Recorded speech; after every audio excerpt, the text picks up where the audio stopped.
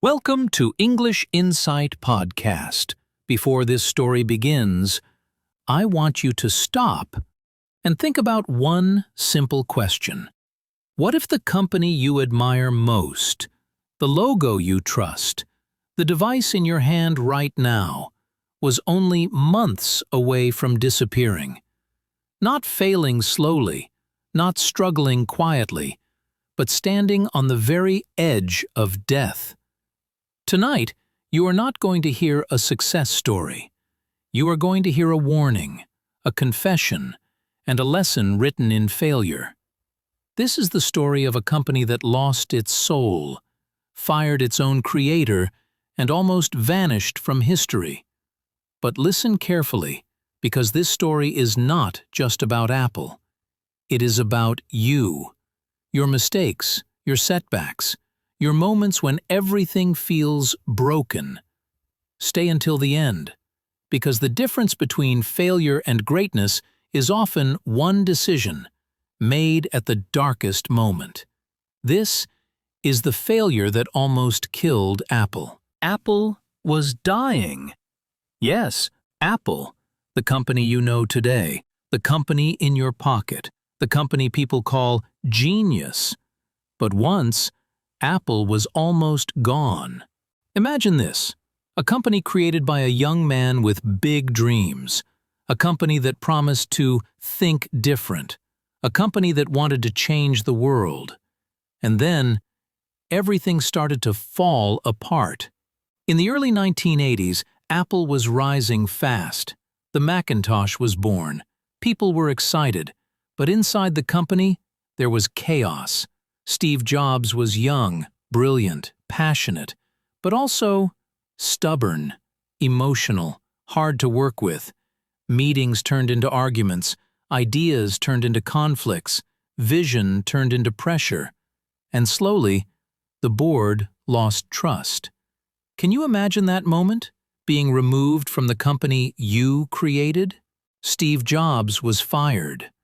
Let that sink in. Fired. From Apple. This was not just failure, this was humiliation. Jobs later said this was the most painful experience of his life. He felt lost, angry, broken. And Apple? Apple started to bleed.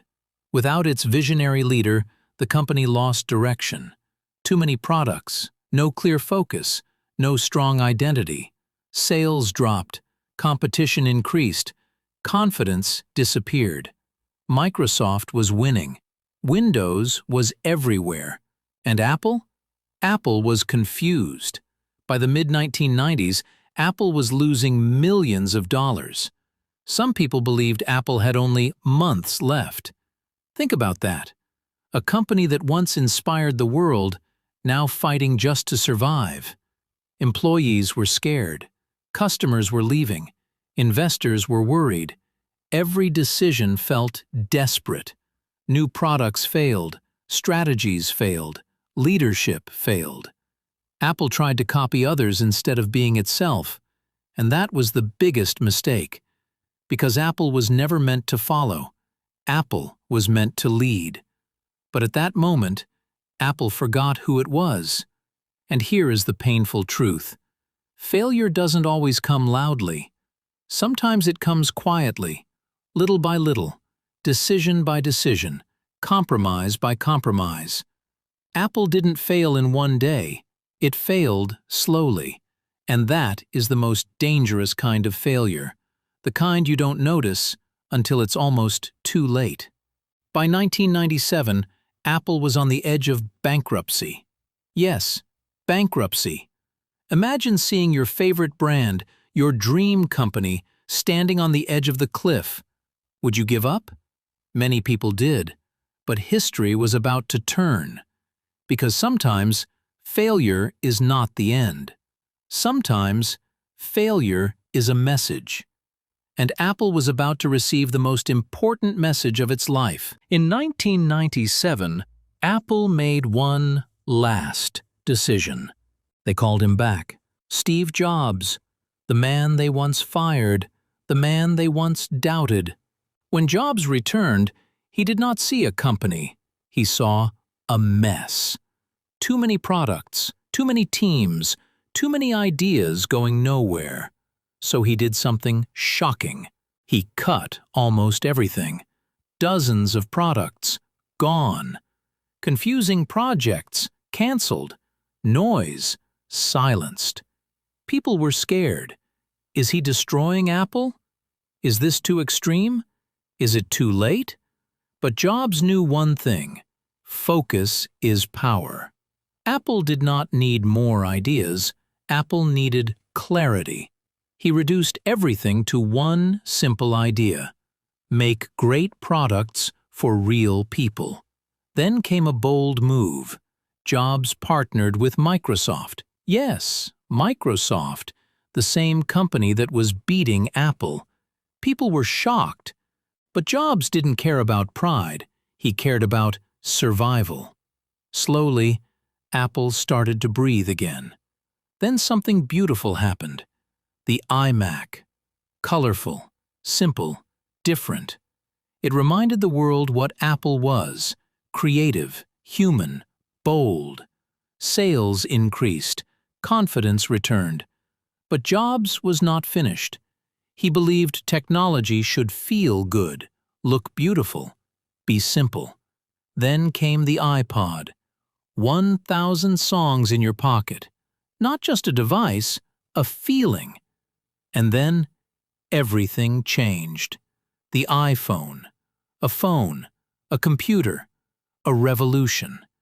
Apple was no longer surviving. Apple was leading. Think about this moment. The same company that was almost dead, now defining the future. So what saved Apple? Was it money? Luck? Timing? No. It was the courage to face failure. Apple learned from its pain. It stopped copying. It stopped pleasing everyone. It returned to its core. And here is the lesson for you. Failure does not mean you are weak. Failure means something is teaching you, but only if you listen.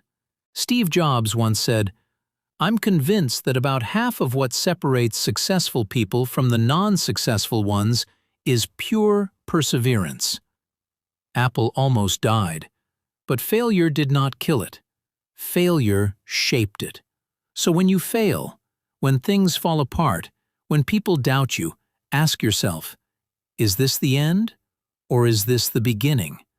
Because sometimes the failure that almost kills you becomes the reason you become great. And that is the Apple story. If this story moved you, if it changed the way you see failure, then stay with us. Subscribe to English Insight Podcast. Listen, repeat, shadow every sentence. Learn English through stories, through emotions, through real life. Because language is not just words, it is experience.